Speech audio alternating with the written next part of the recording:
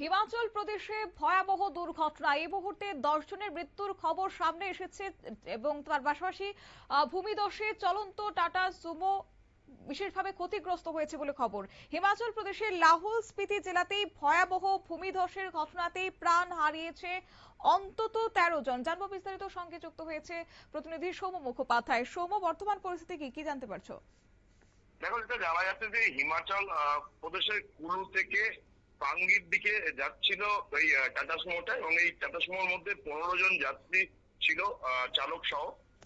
এটি যখন লাহুল স্পিতির মধ্যে এলাকা দিয়ে যাচ্ছে, সেই সময় আচমকা টাটা সুমোটার উপরে পাহাড় থেকে পাথর পড়তে শুরু করে, এবং সেটা এতই পড়তে আরম্ভ করে যে পাথর পড়ে টাটা সুমোটা পুরোপুরি পাথরের স্তূপের তলায় চাপা পড়ে যায়, এবং গাড়িটি পুরোপুরি ভেঙে চুরে যায়, গাড়িতে আগুনও ধরে যায়। যেটা জানা যাচ্ছে যে উদয়পুর কিলার রুটে কাহুদু নালার কাছে এই ভূমিধসের ঘটনাটা ঘটেছে, এবং এর ফলে দুজনকে জখম অবস্থায় উদ্ধার করে হাসপাতালে ভর্তি করা হয়েছে। যেটা জানা যাচ্ছে যে গাড়ির চালকের নাম বীর সিং।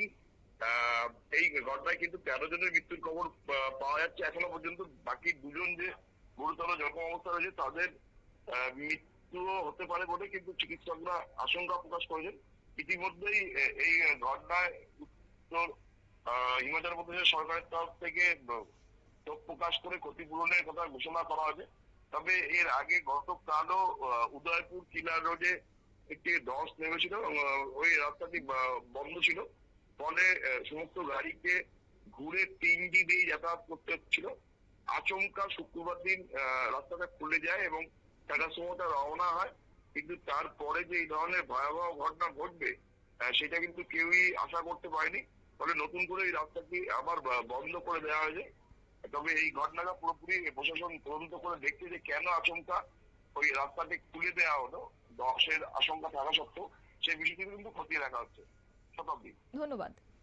প্রশাসন সূত্রে যে খবর, যে টানা কয়েকদিন বৃষ্টিপাতের জেরে ভূমিধসের আশঙ্কা তৈরি হয়েছিল, প্রশাসনের পক্ষ থেকে পাহাড়ি এলাকায় অপ্রয়োজনীয় যাতায়াত এড়িয়ে চলার পরামর্শ দেওয়া হয়েছে। তবে আজকের এই ঘটনাকে কেন্দ্র করে ঘটনার খবর পেয়ে পৌঁছায় পুলিশ, জেলা প্রশাসন, উদ্ধারকারী দল। যুদ্ধকালীন তৎপরতাতে উদ্ধার অভিযান শুরু করেছে এবং প্রাথমিক তথ্য অনুযায়ী 13 জনের মৃত্যুর খবর সামনে এসেছে।